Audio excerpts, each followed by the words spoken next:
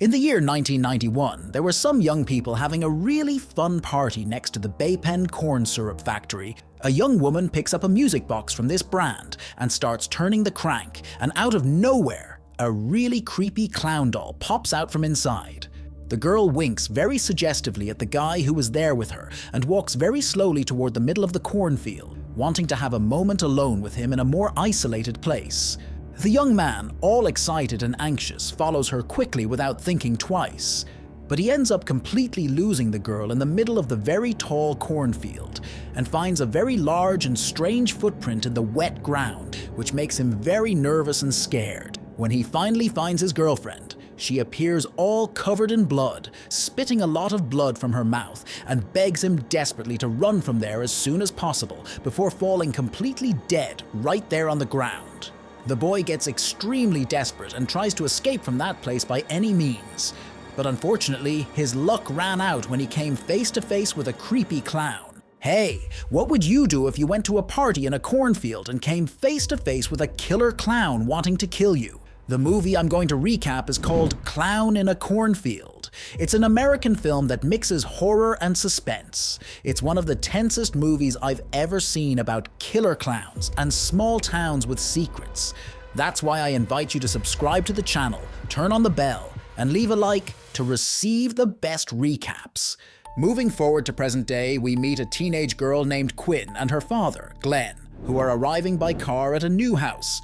The small and quiet town is called Kettle Springs, and they're wanting to start everything over after several bad things that happened recently. We also discover that the house is very close to this same Baypen factory. The next day, Quinn gets ready for her first day at the new school, but gets startled when she sees a boy she doesn't know waiting at the door. He says his name is Rust, he lives nearby, and asks if she wants to walk to school together. She accepts without thinking much, and then is impressed to see how empty and quiet that town is. In the classroom, Quinn finally meets the teacher, Mr. Vern, who immediately complains that she arrived late and tells her to sit down very quickly. While he continues giving a boring lesson about responsibility and work, the students play a heavy prank by editing a photo of him on the computer and throwing it on the big screen, putting his face on an exaggerated bodybuilder's body. Mr. Vern gets totally furious with the silly prank, gives a very complicated surprise test to the whole class as heavy punishment, and even puts Quinn in detention just because she arrived late. A student named Cole complains, saying that this is unfair to the new girl, and therefore also gets detention. At recess, Quinn hangs out with Cole's group, which are Janet, Ronnie, Tucker, and Matt. Quinn asks confused what she did to get this unfair detention, and they tell her that Mr. Vern is a bitter and sad teacher who hates them a lot, and that's why they hate him too. Talking there, Quinn learns that Cole's father is the town's mayor and the whole family runs Baypen Enterprises. Because of this, the town holds a big event every year called Founders Day, where all the residents gather around a huge decorated float, like Frendo the Clown, which is Baypen's official mascot. The group tells how they transformed Frendo into a killer in their stories and always wear his costumes to record horror videos. These recordings go on YouTube, and the channel got quite big, reaching around 65,000 subscribers. One day, my channel reaches this level, I'm counting on you subscribing. Soon after, Quinn goes out to eat at a diner with Glenn, where the old employee is super kind and polite with the father, but very rude and harsh with the girl. While they're eating, the region's sheriff, Dunn, appears, who tells them that the old syrup factory caught fire recently and was completely destroyed. At this exact moment, Cole's group arrives outside the place, and the sheriff notices right away and strongly advises Quinn to stay far away from this problematic group. Quinn follows the group, and they enter a liquor store just to distract the employee to steal drinks secretly. During the night, the young people are at a really nice party having lots of fun. Quinn takes the opportunity to ask about the factory that caught fire recently. Cole explains that they entered there without permission to film, but guarantees they didn't start the fire, which they later discovered was due to electrical problems. But the coincidence seems too much, and nobody truly believes in their innocence. In a place very nearby, Matt was peeing peacefully when someone attacks him by surprise, and his screams immediately catch all his friends' attention. Matt appears stumbling with his guts hanging out of his body, and someone completely dressed as Frendo also comes out of the shadows in a threatening way, so Quinn screams terrified, trying to flee desperately, but everyone starts laughing loudly because it was just a really well done prank.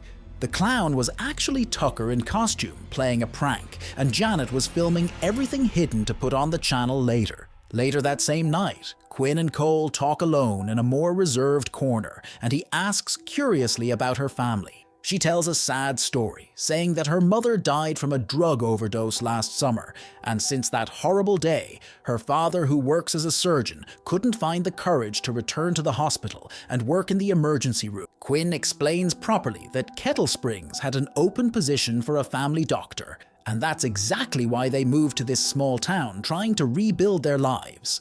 After hearing this, Cole feels empathy for her and shares that his younger sister also died last summer in a drowning accident. Cole takes Quinn home and the two end up kissing, when suddenly Quinn's father appears and tells her to go inside. The two end up fighting because Quinn left without warning. Quinn goes to her room angry and watches the video the group recorded earlier, but her heart freezes completely when she notices that behind the fake clown, there was a real clown standing motionless in the ruins.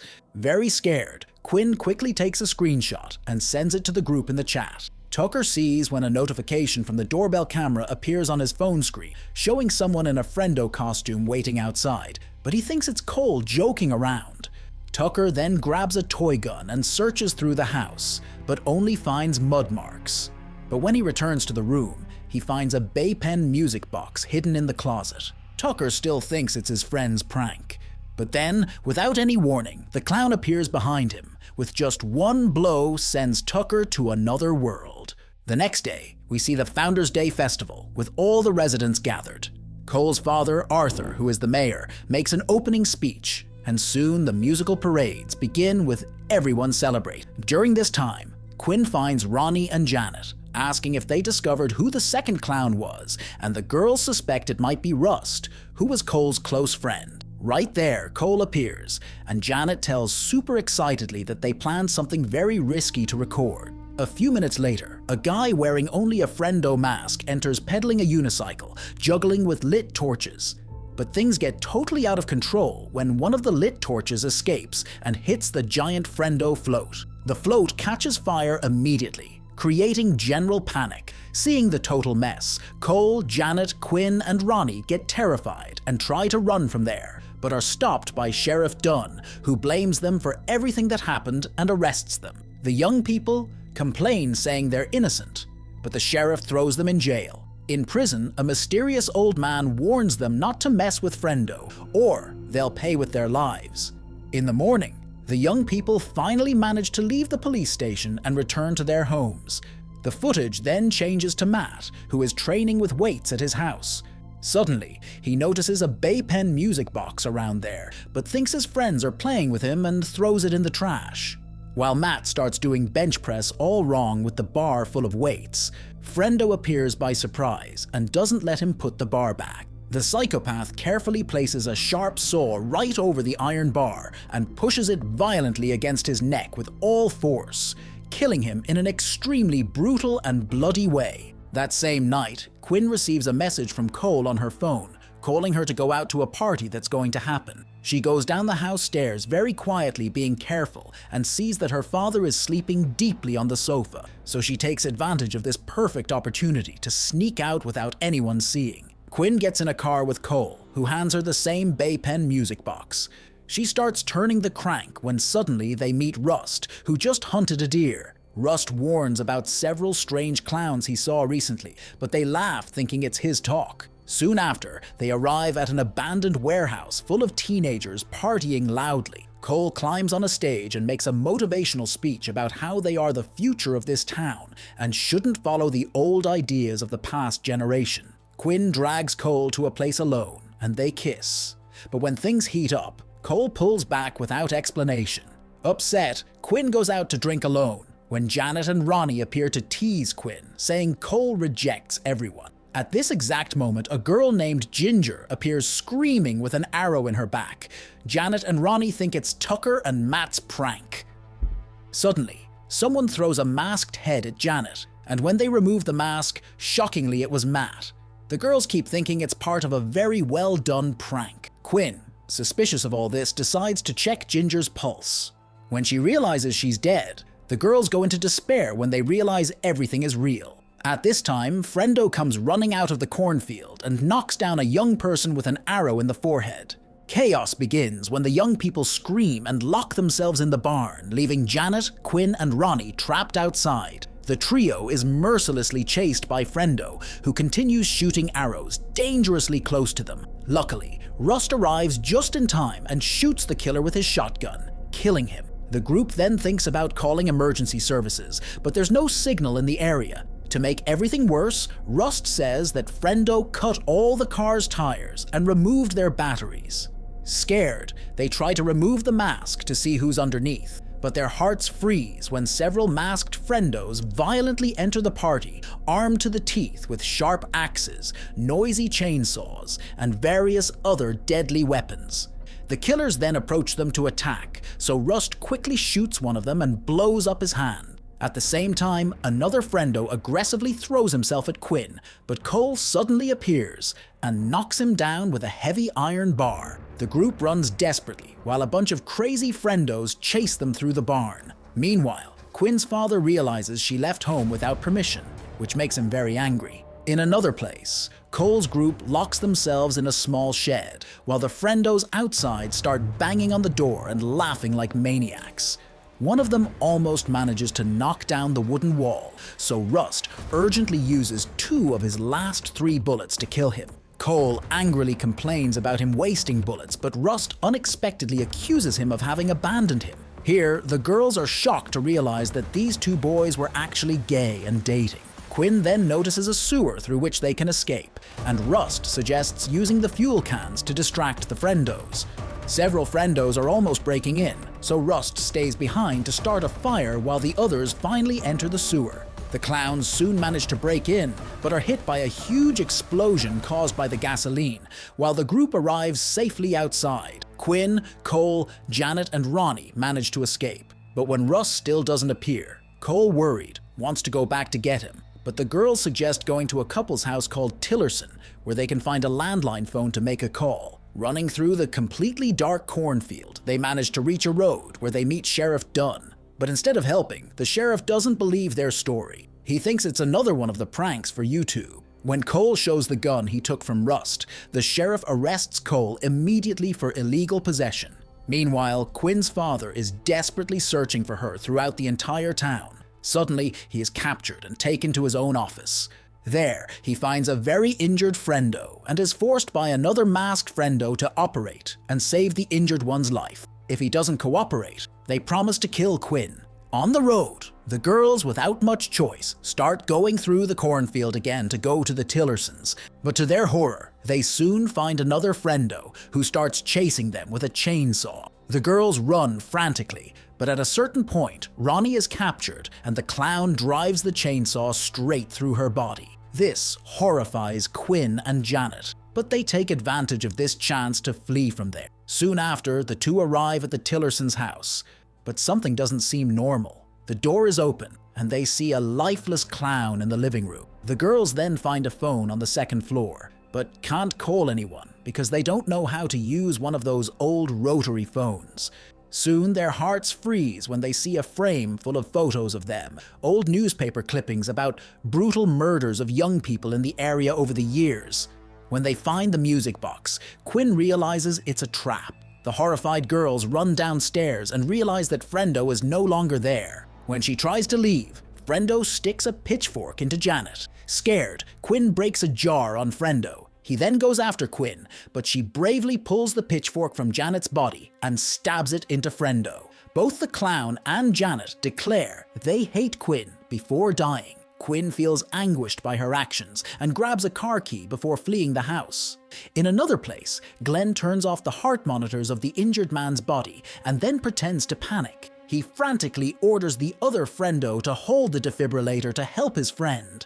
The latter drops his knife, making Glenn immediately grab it and brutally stab Frendo's neck. After the man dies, Glenn takes his walkie-talkie and hears someone ordering that the girl must be taken to the Bay Pen factory. Meanwhile, Quinn gets in a car and tries to leave, but can't drive because it's manual transmission. To make everything worse, a group of Frendos suddenly appears and kidnaps her, cutting off any chance of escape. Sometime later, Quinn wakes up and finds herself in the abandoned corn syrup factory surrounded by many Frendos.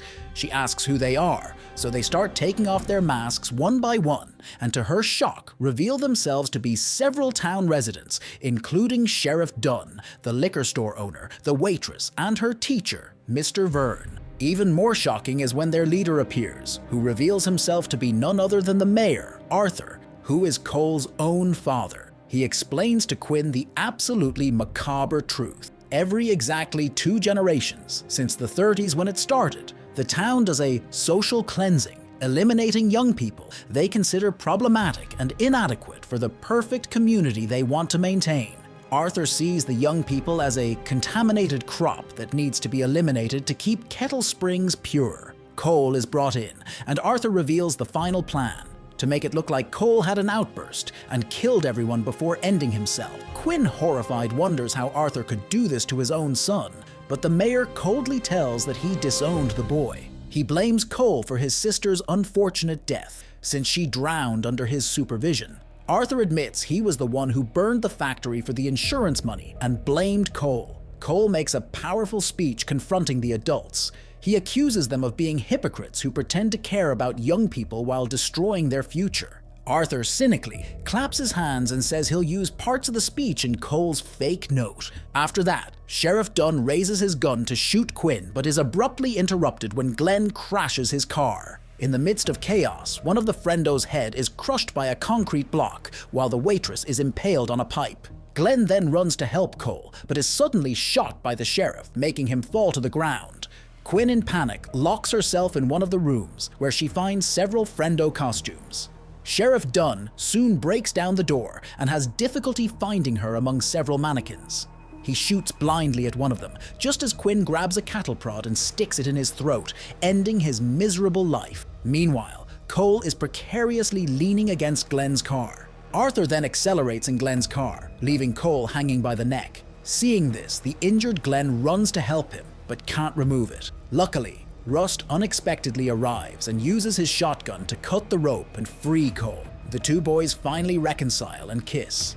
At this time, Quinn also arrives and is embarrassed by the scene, and the 4 survivors quickly get in the car they found. Since it's manual transmission again, Glenn guides his daughter on how to drive. They are soon stopped by the last Frendo, Mr. Vern, standing right in their path with a chainsaw. Quinn doesn't swerve. She accelerates straight at him, running him over brutally. The scene then cuts to a year later, where Quinn prepares to leave for college, while Glenn campaigns fiercely to become mayor of Kettle Springs. Rust and Cole arrive to say goodbye to her and give her a baton for protection in the new place. As Quinn drives away in her car, she unexpectedly finds a Bay Pen music box, suggesting the nightmare might not be over, but she simply throws it out the window. And that's how the movie ends. What score would you give this movie? And the question that remains is, what happened to Arthur, the real villain? Comment below your theory. And don't forget to turn on the bell to be notified of the next recaps. See you next time.